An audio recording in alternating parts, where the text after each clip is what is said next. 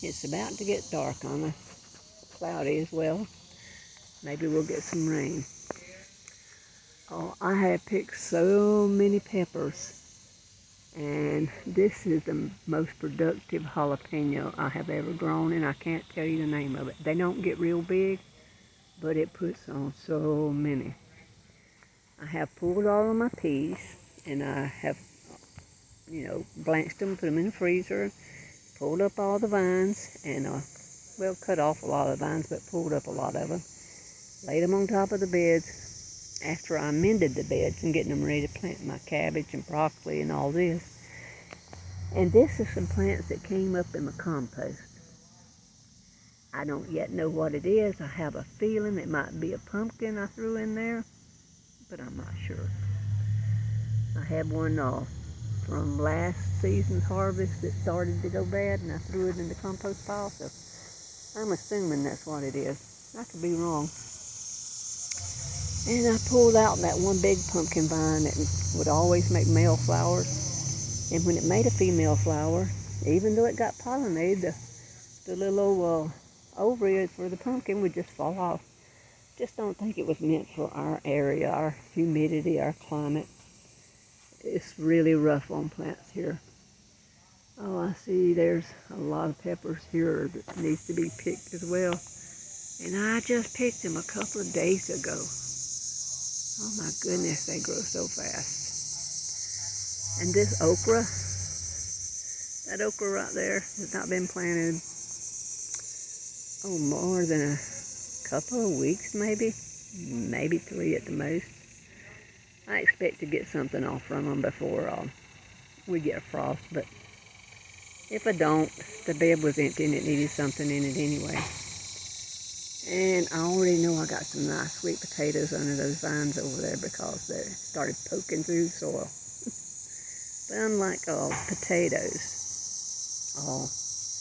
regular taters as we call them here in the South, they don't turn green from being exposed to the sun. I had a little pumpkin on here. Here it is. Oh, that thing grew a couple of ounces overnight. This time of the year, everything grows so fast and matures so fast.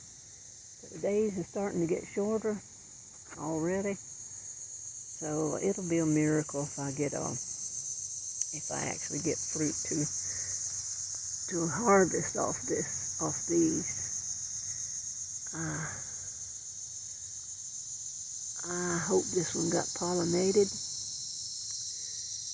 I hand pollinated it, and I don't know if I pollinated it with the same, probably not the same squash, but they're all machadas. They can cross anyway. Without my help, the bees can cross them. And now that the weather has cooled down some, which is unnatural here in southeast Alabama, to be in the 80s every day, that bean vine over there has started blooming like crazy. Now there's a lot of beans in there, but they never get filled out real good. There'll be 1 or 2 beans in there, and they're dry because I didn't pick them. I didn't see them before they dried up. We got some gorgeous peaches off our peach tree this year. And other than the peach tree, the satsuma, all of those plum trees right there will be going away. Only one of them ever made plums that was edible. And they weren't really good to eat, but they made wonderful jelly and syrup. Look at this fig tree I ordered a plug, and what you call it, little tiny thing, about 9 inches. And look, got a nice big old fig on it right there. If the birds don't find it before it gets ripe. I've already ate what was on that tree over there, and they were delicious. Look how much this thing has grown. Of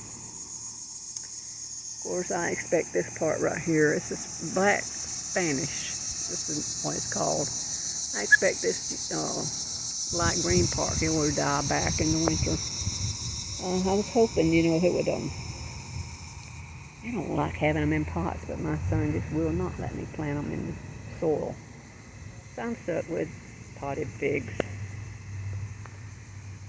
And I'll take it, I guess. Nothing to do about it. I'm going to have to put a stronger stake than that bamboo up to hold that one up. Well, this is pretty much what's left of the garden, or what's left in the garden.